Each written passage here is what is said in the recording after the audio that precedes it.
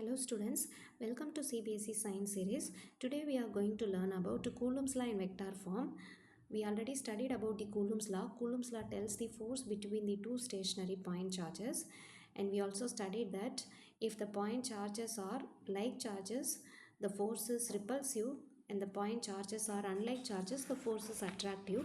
This attractive repulsive force is directly proportional to the product of the magnitudes of the two charges and inversely proportional to the square of the distance between them.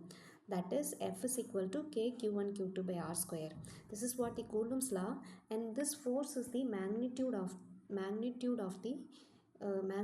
the force. We know that force is a vector quantity, so we have to find the direction of the force.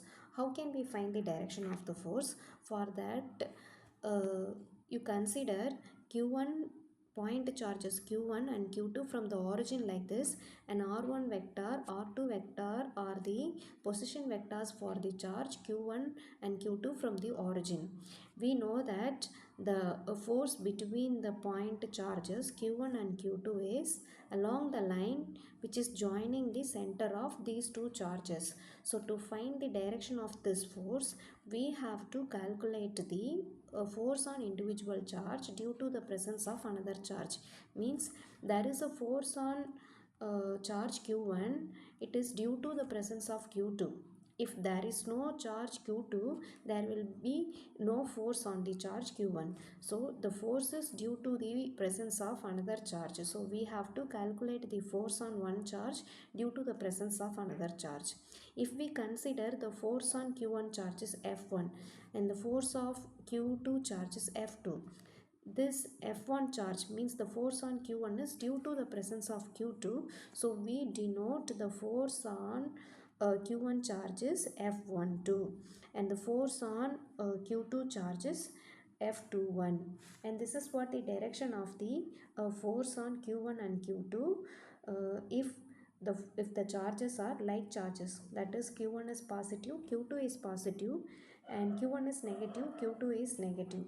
If they are like charges, there is a repulsive force. So the repulsive force direction will be like this. Means the force on q1 due to q2 is repulsive and it repels the q1 charge in this direction. Similarly, q2 charge is repelled by the q1 charge in this direction. If the charges are unlike charges, that is q1 is positive, q2 is negative, or q1 is negative, q2 is positive, the force is attractive and the direction of the attractive force is like this.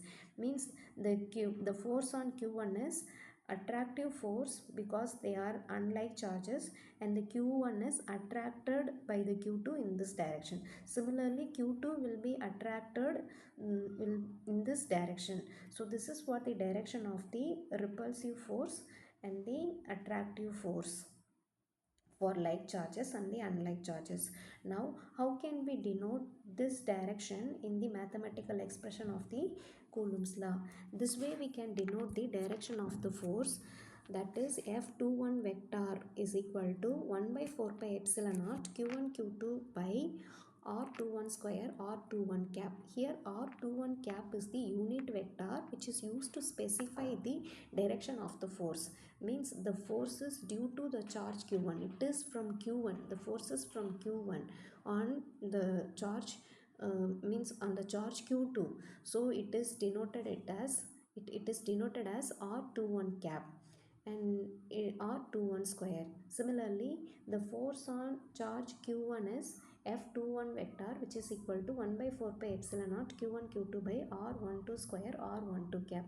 Here r12 cap is a unit vector which is showing the direction of the force, and we can define the unit vector as r21 vector divided by its magnitude value. And here r12 cap is r12 vector divided by its magnitude. If we substitute this r cap value, the equation becomes 1 by 4 pi epsilon naught q1 q2 by r12 cube r12 vector, and r21 cube r21 vector. So this is also Coulomb's law in vector form, and we can write r12 vector as r1 minus r2 vector. How can we write like this? By head and tail method, what that we studied in grade 11, that is the in this the r1 vector is equal to uh, r2 vector plus r12 vector, by the head and tail method vector addition we studied this. So r1 vector is the addition of r2 plus r12. From this we can write r12 vector as r1 minus r2 vector.